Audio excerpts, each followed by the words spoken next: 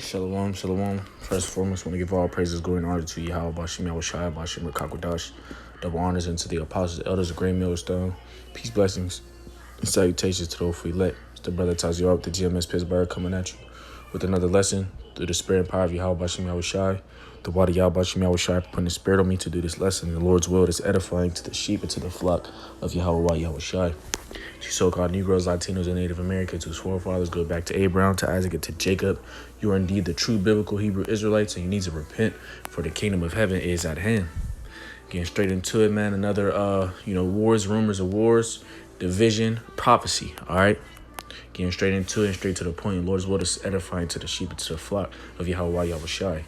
All right. And the Wadi Yahweh Yahushai upon the spirit on me to do this lesson once again. All right. It says, getting straight to it, says the world is at risk as war in Sudan threatens to spread. UN forces warn. All right, I'm going to just read most of it and get straight to the precepts. All right. It says, as reports of new clashes shatter hopes for yet another ceasefire effort in Sudan, the heads of United Nations peacekeeping in its three largest missions tell Newsweek a worsening conflict will have grave implications not just across Africa, but potentially around the world as well. It does affect all of us, UN Undersecretary General for Peace Operations Jean-Pierre Lacroix told Newsweek. The conflict between the official Sudanese armed forces and paramilitary rapid support forces has dragged on for a month and a half, already prompting a major humanitarian crisis causing the deaths of at least 1,000 people.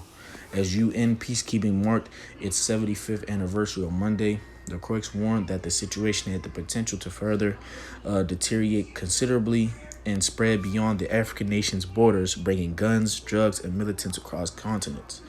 All of this trafficking, it is regional and global in nature, LaCroix said. They feed violent groups. Some of them can be, you see that word? Some of them could be criminals, some of them both, and all over the world, really. Let me jump down. Hold on. All right.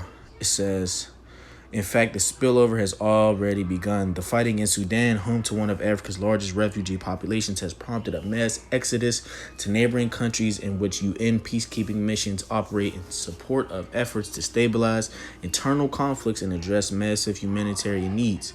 The risk of compounding crisis is severe in Africa, where the Islamic State militant group ISIS is more active than anywhere else in the world, and the other transnational militant groups continue to exploit insecurity and weak governance.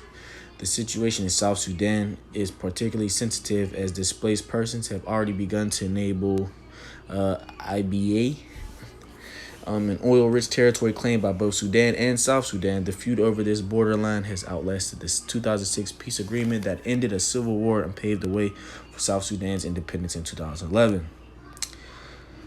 But, let me see. Slovakia, hold on. Where was that?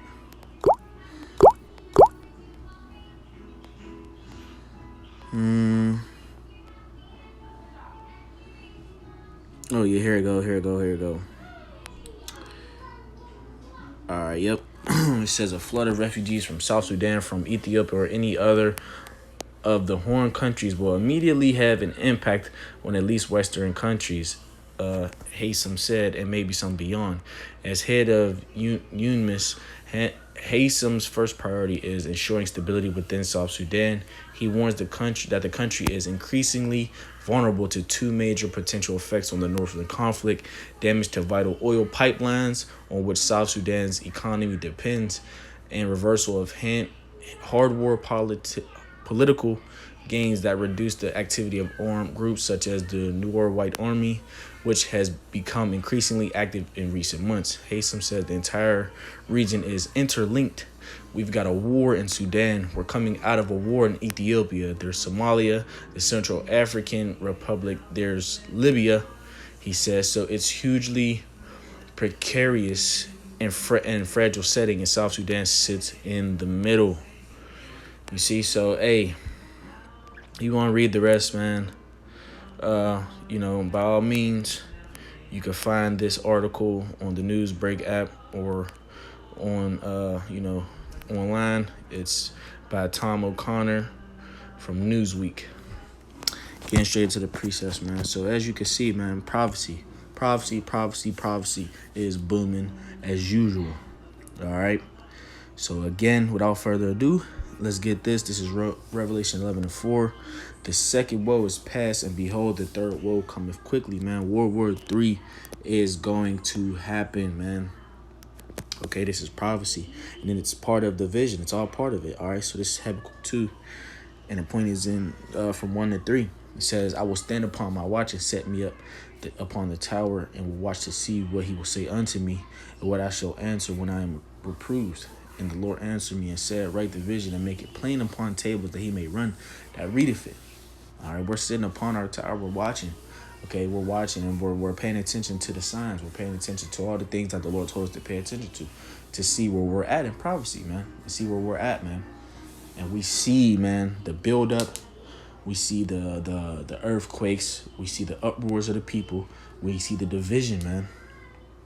We see it all, man. And it just further proves that the scriptures are faithful and true. Like it says in 2 Ezra 15:2.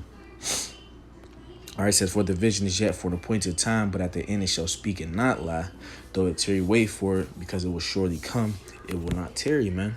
All right, so these prophecies will come to pass, even though they might not happen on your time as you would like. Maybe it's not going as fast as you would like, but guess what?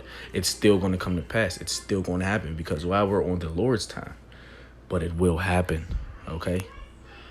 So it will behoove you to repent, Jake, because it will happen in your lifetime, yes.